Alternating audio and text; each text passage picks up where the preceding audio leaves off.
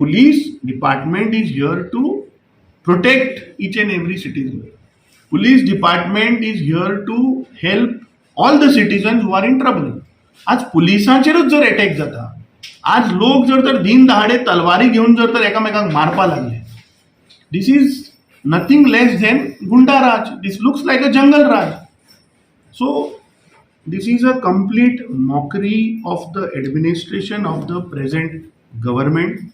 I think governor should intervene now. It's high time that we have seen the corruption वाढला, law and order is collapsed. So I think governor should dismiss this government because लोकांचो mandate towards this government today is gone. People have decided that they don't want this corrupt government anymore.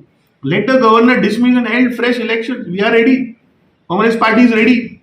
We will give clean faces, people what they want. I urged all my workers, my karyakartas, my block president, be ready. With the kind of way the government is going on, this government has to be dismissed as fast as possible, and we have to go for fresh elections.